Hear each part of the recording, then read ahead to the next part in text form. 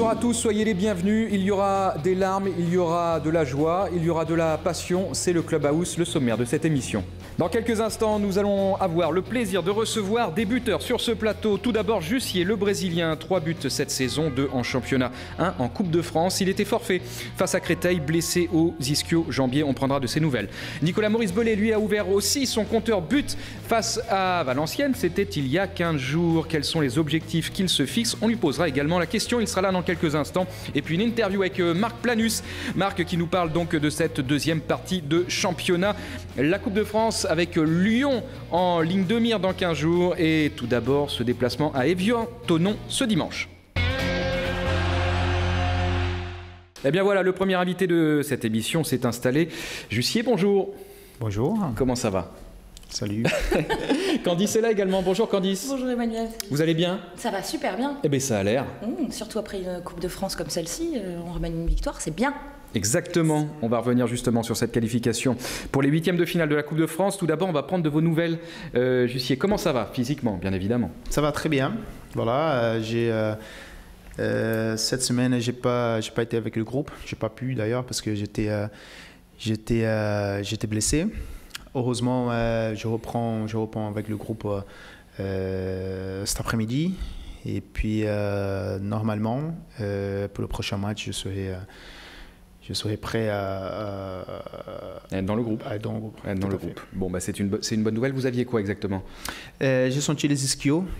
Voilà, j'ai eu, avant le dernier match, pas celui de Coupe de France, celui du championnat contre Valenciennes. Voilà. Vous êtes sorti à la mi-temps, voilà, on je suis sorti à la mi-temps. Comment gagner et puis comme ça fait déjà quelques fois que je sens des blessures pareilles. On a préféré ne pas forcer et puis j'ai bien fait car aujourd'hui, voilà, après 10 jours, je peux revenir tranquillement.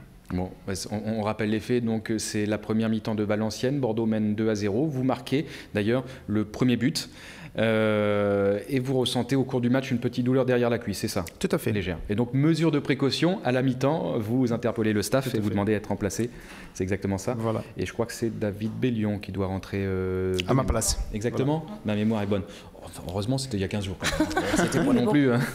C'était pas il y a 17 ans. Bon, la bonne nouvelle, donc, c'est que vous serez très probablement réintégré dans le groupe dès ce week-end à Évian. Vous avez suivi donc la qualification de vos coéquipiers à la télévision en différé. J'ai dit une bêtise. On a essayé à la télévision. Voilà, j'ai bien essayé. Alors, sur Gold FM. Mais j'ai regardé. J'étais à la maison. D'abord, j'étais à Bordeaux, au centre-ville. J'ai regardé les 5 premières minutes sur God FM. Et puis après, je suis arrivé à la maison, j'ai mis sur la chaîne de Girondins. Et puis, il n'y avait pas d'image. Mais non, parce qu'on n'a pas les droits. Mais j'ai suivi le match. C'est différent parce que j'ai l'habitude de regarder. Mais voilà, le plus important qu'on a quand même réussi à se qualifier pour la prochaine étape.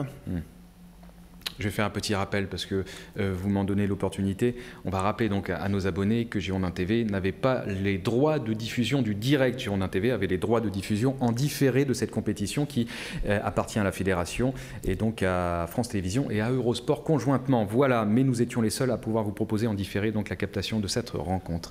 C'est une bonne chose donc cette qualification pour les huitièmes de finale. Le prochain challenge, ça sera face à Lyon. C'est la plus belle affiche de ces huitièmes de finale de Coupe de France. Ça va.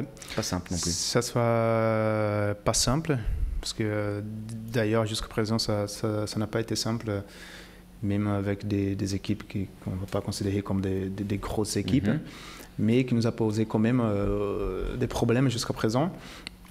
À part Saint-Etienne, ça a été une belle équipe.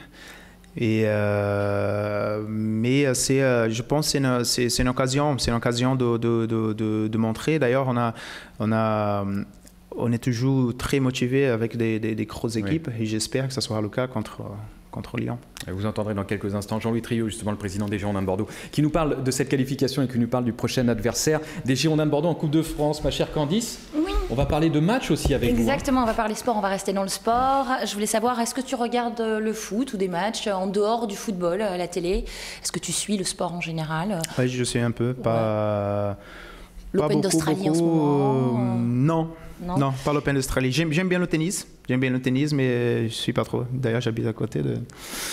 Il n'y a pas comme... du club de Primrose. Ouais. C'est ça.